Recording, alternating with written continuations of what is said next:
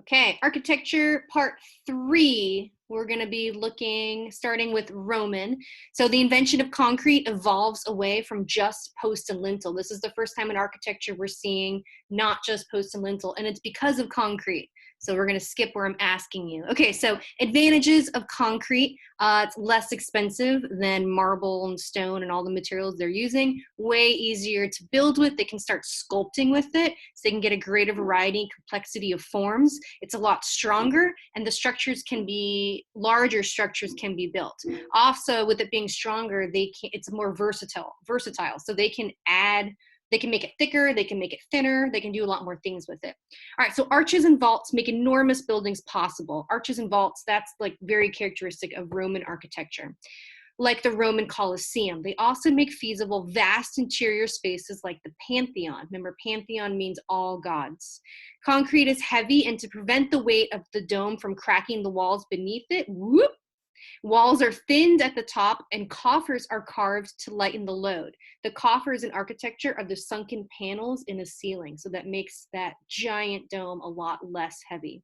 The oculus, that's the circular window in a church or round opening at the top of the dome. The oculus allows for air and sunlight, which moves along the interior like a spotlight, or like the eye of Juno, the all-seeing eye. Okay, so here's the actual example of the Colosseum and the Pantheon, both Roman architecture, showing a mastery in concrete. Okay, so some context for the Colosseum. It was not originally called the Colosseum, but it got that nickname because of the colossal statue. It was originally called the Flavian Amphitheater. It got the nickname Colosseum because of Nero. Okay, so we talked about who got to sit where. So it showed different social statuses of people, the lesser than people, the ladies, the servants, the slaves. They're all going to be sitting in the nosebleed section in the top. And then the seating, the marble steps were for the VIP, the politicians, on the bottom.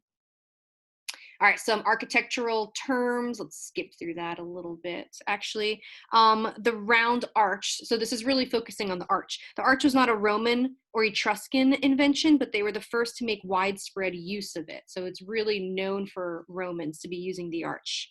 To create an arch, stones are cut to form an arch by fitting together wedge-shaped pieces called voussoirs.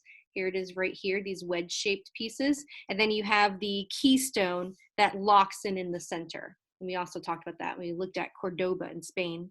The buttressing is an added support, and a succession of arches is called an arcade. So this is an arcade. All right, there we go. The in-between section of each arcade is the bay, just like Helen Frankenthaler's The Bay. This is architecture, the bay. Exits on the bottom are called vomitoria. The curving outer wall of the Colosseum has 3 levels of arcades, and it has a wall-like attic top story, which I'll show you guys in a second. Engaged columns, these are good examples of engaged columns where they're kind of projecting out of the wall. You can't walk around them. So there's an example of an engaged column. Okay, there's a way better picture of the attic top story. Okay, which architectural order is being used? Identified by the columns. So this is showing you different orders of columns. So the Tuscan order is on the bottom, the ground level.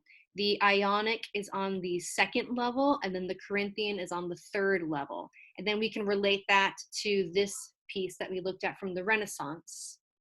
This is the Palazzo Rucellai. That's the residence on the right. It's a 15th century townhouse that clearly references elements from a well-known public Roman space, the Colosseum. This is seen in the following ways. So when we're talking about comparing pieces or talking about traditions and change, this is continuing this tradition, but it's changing it. Columns that ascend in the same way. They've got the Doric or the Tuscan on the bottom, the Ionic, and then the Corinthian, which are flat and gauge and gives a lighter appearance towards the top. The 3 levels are unified, but also emphasize the wall's flat 2-dimensional qualities. And then it's got the cornice on the top. If we go back to our Greek classical terms, that was the first time we saw where are you, cornice? Go back. Boom, right there. So this is the cornice. The first time we saw it was on the Parthenon in the Acropolis in Greece. Okay, forward.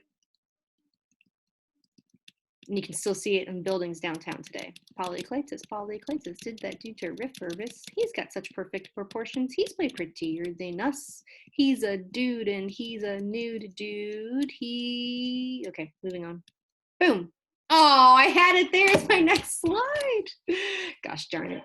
All right, moving on. So a big deal with using concrete is now they're able to sculpt and create these curved forms. So they are making these bricks and then creating barrel vaults using the concrete, which you can then be seen used in Renaissance architecture, like the Sistine Chapel or Giotto's Arena Chapel. So the barrel vault is a series of connected arches extended in sequence along a line. The Colosseum had barrel vaulted access corridors and entrance tunnels, and then buttressing is still being used as support. All right, so we're going to compare the Pantheon. Pan is all gods. Pantheon. Well, we're going to compare the Pantheon with the Colosseum. So they're both showing mastery of concrete. They're both using inexpensive materials.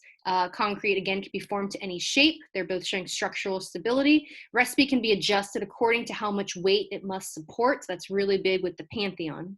The concrete weight is varied. It's got thicker along the drum right over here, and the exterior walls is thicker than the dome on the top. Oh, there it goes. All right, how's Greek influence evident in the Pantheon? So you can see it in the portico. The portico is basically like the deep porch or the entrance to the building with the columns. And it's recalling Greek classical temple front with the colonnade. Colonnade is the repeating columns, and then that triangular pediment. That's how the Pantheon is recalling the classical Greek. Oh, and then there's this guy. Remember this guy? This is Etruscan. This is Temple of Minerva. That's our Etruscan architecture. So let's do a cross-cultural connection first with the Pantheon. So you've got the Taj Mahal, you've got the Dome of the Rock, you've got Hagia Sophia, and then you've got the Pantheon. So these are all domed buildings, buildings with domes, famous buildings with domes. All right, back to Etruscan, since I mentioned Etruscan. So it's Etruscan trade with Greeks that brought the Greek influence into their art. So you can see in their sculptures, we have an archaic Greek sculpture on the left, and these Etruscan sculptures still have that little archaic smile. They've got the braided hair. They've got those almond-shaped eyes. The difference is going to be materials. So early Etruscan, so for architecture, Etruscans would worship their gods outside. And then because of this Greek influence, the Etruscans began building temples for their gods, just like the Greeks have. They use ephemeral, that means not lasting forever, more natural materials. So because of that, little survives. So with their sculptures, they were using clay. That most of that did still survive, but not everything survived.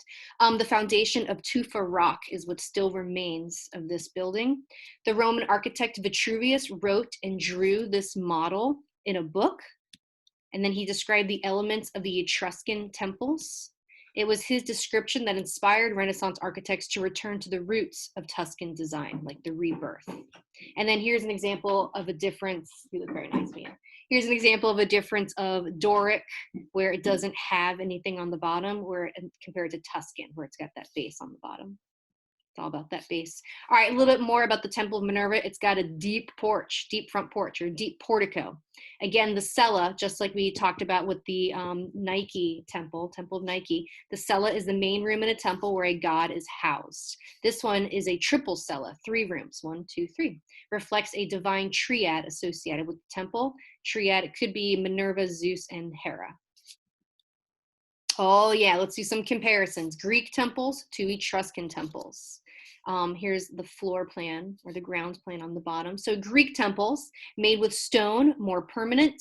Stairs go all the way around. It's got Doric columns. It's got Ionic elements, so some things are Ionic.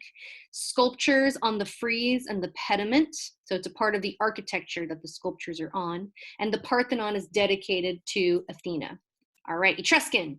Instead of having a one cella, this is a triple cella, a 3-room that housed gods. The materials were ephemeral. That means they didn't last. One flight of stairs. Let's look at that. Boop, yep, one entry. One flight of stairs leading to one emphasized entrance.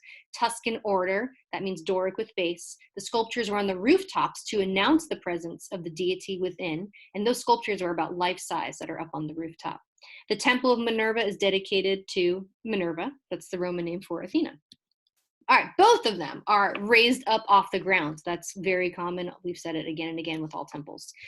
They both have columns. They both have a pediment. That's that triangular shape. Both dedicated to the same god, but with different names.